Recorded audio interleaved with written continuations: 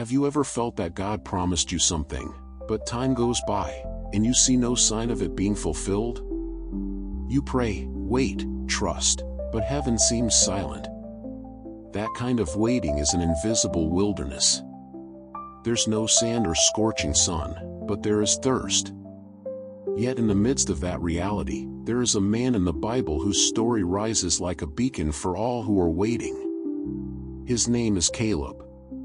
Caleb was one of the 12 spies sent by Moses to explore the promised land.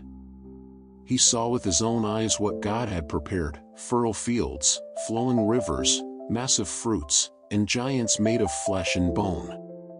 But while the others returned with fear, Caleb came back with faith, firm, bold, and unshaken. He declared without hesitation, "We can certainly take the land." The people, however, chose fear. And as a result, Caleb had to wait 40 years to enter that land. 40 years walking alongside those who had doubted. 40 years watching an entire generation die. 40 years holding on to a promise that only he and Joshua still believed in. Today, many people get discouraged if something takes 4 weeks. Some give up after 4 months. Caleb waited 4 decades, and never stopped believing. Here's a powerful truth: waiting is not wasted time, it is preparation time. God is not only leading you to the promise, He is shaping you to carry it. Maybe you're waiting right now for a job, healing, reconciliation, or an answer. And maybe you've wondered, has God forgotten me? But He never forgets. God doesn't cancel promises, He strengthens people. And Caleb's story is proof that time doesn't erase God's plans, it refines them. Jesus waited 30 years before beginning His ministry. Joseph was sold, imprisoned, and forgotten before becoming a governor. Hannah prayed for years before giving birth to Samuel. Abraham waited into old age to see Isaac born. Waiting is the soil where God plants deep roots. Caleb wasn't just a believer. He was a perseverer. His faith wasn't emotional, it was grounded. It didn't depend on the mood of the day or the circumstances. It was a conviction planted deep in his heart. If you're in a waiting season today, remember this: God is never late. He arrives when you're ready. And when He moves, everything falls into place. But one question echoes through time. What kept Caleb going for all those years while others gave up? Caleb wasn't born free. He didn't grow up among gardens or playful childhood games. His first steps were taken on slave soil. His childhood wasn't filled with stories, but with chains. He was born under Egypt's burning sun, in a land where his people were whipped and forced to build cities they'd never enjoy. The Hebrews worked day and night to satisfy the whims of a Pharaoh who saw them as numbers, not as people. From a very young age, Caleb witnessed his people's suffering. He heard mothers weeping, men sighing from exhaustion, and Egyptian overseers shouting. Every stone he lifted, every brick molded with mud, reminded him they didn't own their future. But Caleb had something many around him were losing: an inner fire. That fire came from stories whispered by the elders at night, stories about Abraham, Isaac, and Jacob, about a covenant made by God with His people. They spoke of a land called Canaan, flowing with milk and honey, where Israel would be free and blessed. To some, those stories were just comfort and pain. To Caleb, they were a living promise. While other children played in the dust, Caleb paid attention. He listened intently. He didn't just want to survive, he wanted to understand. Though still a child, he already thought like a warrior. He watched his father, Jephthah, strive to preserve their family's dignity amid oppression. And something inside him grew stronger. He didn't know how or when, but something told him God had not forgotten them. And here's a profound truth. People with the strongest faith are not usually those with easy lives, but those born in suffering who refuse to be shaped by it. Caleb was one of them. This speaks to us as well. Maybe you were born into a broken home, a family without stability, in the middle of scarcity or violence. Maybe you had to endure more than you should have as a child. But none of that defines your destiny.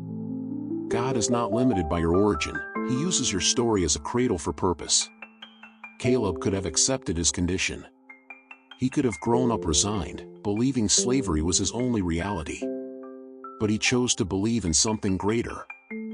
He chose to look beyond the whip, beyond the mud, beyond the wilderness.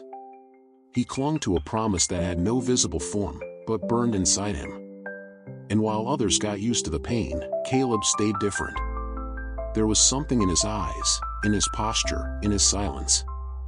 He didn't speak much, but when he heard about Canaan, his eyes lit up. Because even as a slave, Caleb had the spirit of a conqueror. Sometimes, God plants great visions in places where nothing seems to grow. And those who choose to believe, even in slavery, are the ones who one day see promises fulfilled. Caleb was raised in chains, but fed by hope. And that hope was soon shaken by an impossible message. Caleb's life took a dramatic turn the day a man returned from the desert, staff in hand and fire in his eyes. His name was Moses. Some remembered him as the one raised in the palace. Others barely knew his story. But Caleb saw him as the answer. Because Moses' words were not ordinary. God says, "Let my people go." To many, that sounded impossible. How could one man confront the most powerful empire on earth? But Caleb, who had heard the promises since childhood, knew something was happening. The moment of liberation had arrived. What happened next marked Caleb forever. He witnessed God's power unleashed like never before. First, the waters of the Nile turned to blood. Then came frogs, gnats, locusts, darkness. Plague after plague shook Egypt while Pharaoh refused to surrender. And Caleb watched, not in fear, but in awe. Each judgment confirmed, God is fighting for us. But the most powerful night was the last. Moses warned that the angel of death would pass through the land. And only those who marked their doors with the blood of a lamb would be spared. Caleb obeyed. And that night, while cries filled the Egyptian air, Caleb's home remained in peace. Under the covering of the blood, life prevailed. At dawn, the miracle became reality. Pharaoh let the people go. Caleb walked alongside thousands toward freedom, leaving behind centuries of slavery. For the first time in generations, they were a free people. But the journey was just beginning. Soon after, Pharaoh changed his mind and chased them with his army. Ahead, the Red Sea. Behind, war chariots. Fear seized the people. But Caleb, who had seen what God could do, did not panic. Moses raised his staff. And the sea opened. The sea opened. Caleb walked between walls of water, on dry ground, with the wind of the miracle brushing his face. When the last Hebrew crossed, Moses lifted his hand once more. And the waters crashed down upon the Egyptians. God didn't just free them, He protected them, guided them, and confirmed His promise. To Caleb, this wasn't a story, it was real. It was supernatural. It was God acting with a mighty hand. And here's something we must understand. Miracles aren't just one-time interventions. They're foundation stones for solid faith. Many people see a miracle and forget it a month later. Caleb didn't. Each experience became a stone in the foundation of his trust. That's why, when others doubted, he stood firm. Maybe you've seen God work in your life. A door opened, a diagnosis reversed, provision that came at the right time. Don't let time erase those memories. Past miracles are fuel for present faith. Caleb left Egypt not just as a free man, but as a witness to God's power. But he didn't yet know that though Pharaoh was behind them, the greatest battle lay ahead, the people's hearts. Leaving Egypt was glorious. But freedom alone doesn't guarantee fullness. After crossing the Red Sea, the Hebrews faced a painful reality. Freedom was hard. The desert wasn't a postcard of promise. It was sand, heat, scarcity. The initial excitement faded into discouragement. And in that dry, difficult place, many began to crumble. First came hunger. People complained, "Did they bring us out of Egypt to die here?" Then came thirst. Questions multiplied. Faith weakened. Many began to idealize their past slavery, remembering Egypt's full pots, as if the whip hadn't existed. In the midst of that emotional chaos, Caleb stood firm. He was hungry too. He felt thirst too. But his focus was different. While most complained, Caleb remembered the parted sea, the protecting angel, the lamb's blood. He knew that the God who brought them out of Egypt hadn't abandoned them in the desert. And then, heaven responded. God sent manna, supernatural bread, every morning. When they asked for meat, he sent quail. When water ran out, it flowed from a rock struck by Moses' staff. Day after day, God showed that his faithfulness didn't depend on location, not even on their worthiness. Caleb watched. He learned. He grew stronger. Because he understood something most didn't. The wilderness wasn't a mistake, it was a school. A school where God didn't just teach trust. He taught dependence. How many times do we find ourselves in deserts like this? Maybe not filled with sand, but dry emotions. Stagnant finances. Fragile relationships. Places where everything feels scarce, except anxiety. In those moments, we have two options. Complain like the people, or believe like Caleb. Caleb understood something profound. The promise was not just a geographic location, it was an inner transformation. It wasn't enough to leave Egypt. Egypt had to be removed from their hearts. And that only happens through the process. Through daily perseverance. Through the silence between one miracle and the next. Maybe you're walking through your own wilderness right now. Your prayers seem unanswered. Your situation isn't improving. But that doesn't mean God isn't there. Sometimes, heaven seems silent, but still provides in the background. Caleb kept believing. Kept walking. Kept watching God lead them with a pillar of fire by night and a cloud by day. Because deep down, he knew. The wilderness wasn't the destination, it was the way through. And while the people's feet touched the sand, Caleb's eyes were fixed beyond it. Because the promised land was drawing near. And with it, a new battle. After months of walking through the desert, Israel finally stood at the edge of their destiny. In the distance, they saw Canaan's fertile valleys, the land God had sworn to give to Abraham, Isaac, and Jacob. The people were filled with anticipation. And Caleb, his heart was pounding. The time had come to see what he had heard about for so long. But before entering, God gave Moses a command. They must send 12 spies, one from each tribe, to scout the land. Caleb was chosen by the tribe of Judah. Joshua by the tribe of Ephraim. Together with 10 other men, they set out on a secret mission. To observe the cities, inspect the fields, and evaluate the inhabitants. For 40 days they walked through Canaan. And what they found was more incredible than they had imagined. Grapes so large they had to be carried by 2 men. Green fields, flowing springs, and an abundance of fruit. The promise was real. Alive. Tangible. But they also saw giants. Literally. The descendants of Anak, enormous warriors with fortified cities and intimidating armies. To human eyes, they seemed impossible to defeat. When the spies returned, the people were eager to hear the report. Is it true the land flows with milk and honey? Can we enter it? The answer was divided. The 10 spies spoke first. They confirmed the land's richness, but their voices were filled with fear. Yes, the land is good, but it's inhabited by giants. Their cities have massive walls. We can't defeat them. We're like grasshoppers compared to them. The atmosphere froze. Panic spread.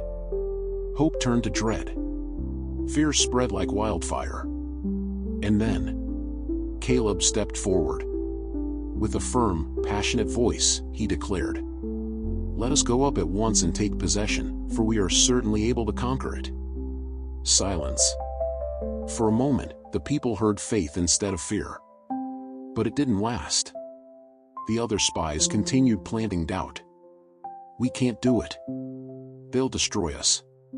It's pointless. And here lies a deep truth. Words of fear always sound louder when faith hasn't taken root. Caleb saw what they saw. The giants. The walls. The danger. But he also saw God. And when you see God clearly, everything else falls into perspective. What are you choosing to focus on? The obstacles, or the promises? The giants in your way, or the God who promised to walk with you? We all have moments where we must give our own report. In your family, your finances, your dreams. You can speak like the 10, seeing only problems. Or like Caleb, believing that if God promised it, he will fulfill it. Caleb represented the voice of faith. A voice that challenges, stirs, and awakens a sleeping people. But that voice, as brave as it was ignored. The people chose fear. And that decision, as we'll see next, changed their destiny forever. 40 years. That was the price of the people's unbelief. 40 years of wilderness. Funerals in the sand. Endless days walking through dust and regret. An entire generation died without seeing what God had promised. But Caleb, he was still there. At 85 years old, he stood just as firm as when he first saw Canaan. The young spy had become an old man with unshakable faith. And now, at last, he stood before the Jordan River, the final boundary before the promised land. Beside him was Joshua, his old companion from the scouting mission, now the leader of Israel. Moses had passed away. But the promise of God was still alive. The Jordan wasn't a gentle stream. At that time of year, its waters were deep and overflowing. Crossing it seemed impossible. But Caleb had seen this before. He had seen the Red Sea open. He knew that when God says he will take you, no barrier can stop you. Joshua received clear instructions. The priests were to carry the Ark of the Covenant, symbol of God's presence, and step directly into the water. Only when their feet touched the river would the miracle happen. And so it was. In front of a silent crowd, the priests moved forward. They touched the water. And the river stopped. The waters opened, leaving a dry path. God had done it again. But this time, not to escape Egypt, but to enter the promise. Caleb walked with firm steps. Each footprint on dry ground reminded him. God doesn't forget.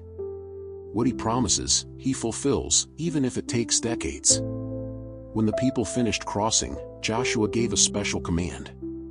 One man from each tribe was to take a stone from the riverbed. These stones would become an altar, an eternal memorial. So future generations would remember. Here, God made a way where there was none. Sometimes, we too need to build altars. To remember what God has already done. Because faith is also nourished by memory. Every provision, every answer, every past miracle, are stones that support our present confidence. But Caleb understood something else. Entering is not the same as conquering. The giants were still there. The walls still stood. Canaan was the promised land. But it was not yet theirs. And so, with the Jordan behind and Hebron ahead, Caleb prepared. Not to retire, but to fight. Because when someone has waited with faith, they don't seek comfort. They seek fulfillment. The people had crossed the Jordan. They were finally in the promised land. Jericho had fallen. Cities were being conquered. Hope burned brightly in the hearts of the Israelites. But there were still territories to take, and formidable enemies to defeat. Among all the challenges in Canaan, one stood above the rest, Hebron. This was no ordinary city. Hebron was a fortress in the mountains, guarded by the descendants of Anak, the same giants that had paralyzed Israel with fear 40 years earlier. Colossal warriors. Imposing walls. No one dared to face them. No one, except Caleb. At 85 years old, Caleb didn't ask for rest. He didn't request easy land. He went straight to Joshua, his old battle companion, and declared, "You know what the Lord promised that day. The land my feet walked on will be mine and my descendants forever. Today, I am 85 years old, but I have the same strength as when I was 40. Give me this mountain. For if the Lord is with me, I will drive them out." Joshua looked at him. He didn't see an old man. He saw a warrior with fire in his spirit and faith that hadn't aged a day. And Joshua blessed him. "Go, and take what is yours. The Lord is with you." Caleb didn't wait. He climbed to Hebron with his men. He knew the Anakim were strong. He knew their swords were heavy. But he didn't fear. Because when someone has waited 40 years with faith, they don't fight with muscle alone. They fight with conviction. This moment gives us a profound truth. True faith doesn't seek comfort, it seeks purpose. Today, many pray for blessings but avoid the battles. Caleb teaches us that the greatest promises often stand behind the most intimidating giants. The battle was fierce. Shouts echoed through the hills. But one by one, the giants fell. Their walls couldn't stand against the determination of a man who remembered what God had said. Hebron was conquered. Not by luck. Not by chance. But by a faith that stayed alive while others buried theirs in the desert. Hebron, the mountain of fear, became Caleb's inheritance. A place that declared to all, God's faithfulness never expires. Time doesn't cancel what heaven has spoken.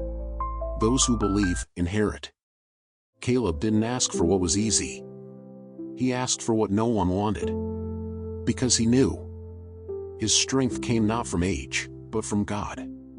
But Caleb's story didn't end with a sword or a battle. It ended with a legacy. He had conquered Hebron. He had faced the giants. He had walked where many feared to go. But for him, the victory wasn't the end. It was the beginning of something greater. True faith doesn't die with the warrior. It multiplies. Caleb knew his story couldn't end with him. He knew that true conquest was ensuring his children, grandchildren, and future generations carried the same fire that had burned in him. So, the first thing he did was share the land. He didn't hoard it. He didn't keep it to himself. He gave it away. He distributed it. He sowed it with purpose. One of his most meaningful actions was with his daughter, Aksa. Caleb didn't just give her land. He gave her territory with springs of water, securing her future. He didn't just think about the present. He thought about continuity. A true man or woman of faith doesn't only fight for their own blessing. They think about how their obedience will bless others. Caleb began to build altars, to lay foundations, to speak to the younger generation, to remind them how God had delivered them, opened the sea, provided in the desert, and defeated giants. He didn't let those testimonies fade into silence. That is key. Today, many parents fight battles but never pass on the story. They have faith, but don't teach it. They protect their family, but don't plant truth in their children. Caleb was different. He didn't just conquer. He inspired. His life became a story passed down from generation to generation. In every corner of Hebron, they spoke of the elder who fought like a young man. The one who didn't settle for seeing, but inherited. Because faith isn't just for surviving hard times. It's also for raising spiritual heirs. The decisions you make today can open, or close, doors for those who come after you. Caleb understood that. He lived with intention, with legacy in mind.